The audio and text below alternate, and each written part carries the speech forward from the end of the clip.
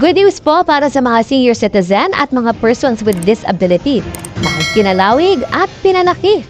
Ang diskwento ay iyong makukuha sa ilang pangunahing bilihin. Kung magkano at kailan yan ipatutupad. Bago tayo magpatuloy, huwag kalimutang mag-subscribe sa aking channel.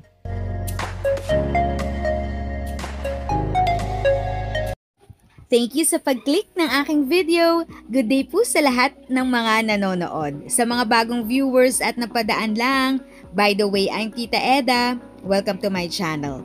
Ang channel na maghahatid sa iyo ng dagdag kaalaman tungkol sa government services, bagong mga balita at informative videos na galing sa legit na resources. Mag-subscribe na para updated ka. Good news po para sa mga senior citizen at mga persons with disability. Kinalawig at pinanaki. Ang diskwento ay iyong makukuha sa ilang pangunahing bilihin. Kung magkano at kailan yan ipatutupad sa pagtutok ni Bernadette Reyes. 1,000 pesos lang ang dalang pera ng senior citizen na si Aniseta para sa grocery. Kulang para mabili ang lahat na pangangailangan. Ay, hindi ko na nga po nabili yung tinapay kasi kulang na pa ng pera. Sa ngayon, may hanggang 65 pesos ng discount kada linggo ang mga senior citizen at person with disability para sa basic necessities at prime commodities, hindi ang locally produced na isda, karne, pati ilang grocery items tulad ng asukal, cooking oil, toiletries at harina. 5% ka ng 1,300 pesos na maximum na gastos na pwedeng applyan ng discount. Simula sa susunod na linggo sa pamamagitan ng bagong Joint Administrative Order na pinirmahan ng Department of Trade and Industry, Department of Agriculture at Department of Energy, tataas na ang pwedeng makuhang discount ng mga senior citizen at person with disability. 5% pa rin ang special discount, pero hanggang 2,500 pesos na ang pwedeng bigyan ng discount. Katumbas yan ng 125 pesos na discount kada linggo. The senior citizen discount of 20% is not applicable to all products. So, that's why we came up with a 5% that's applicable to those which are not subject to the 20% the senior citizen discount. Bukod sa mga grocery item na may tuturing na basic necessities and prime commodities, kasama rin sa mabibigyan ng discount ang gulay, prutas at bigas maliban sa specialty rice.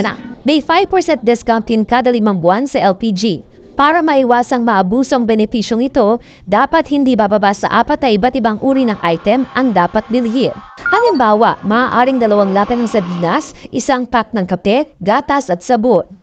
Hindi pwedeng i-apply yung full discount for the week no 125 sa isang item lang. Kailangan 4 items.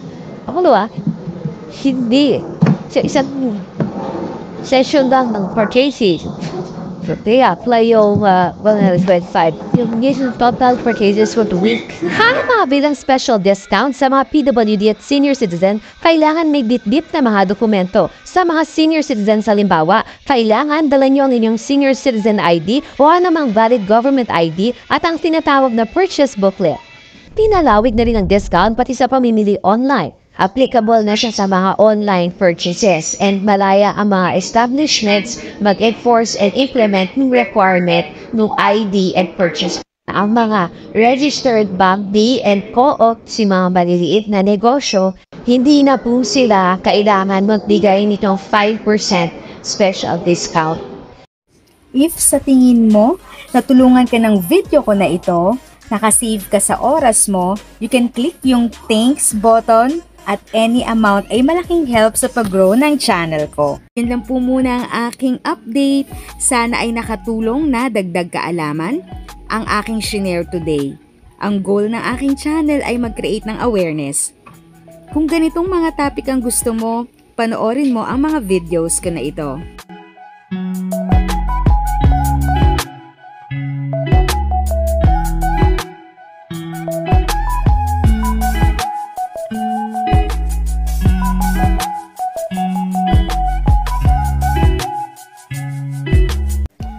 Thanks for watching! Kung may kapamilya, kaibigan o kakilala sa tingin mo ay magiging interesado sa video, please share or tag sila sa comment section. At syempre, if nagustuhan mo ang video, i-like mo na ito at subscribe ka na din.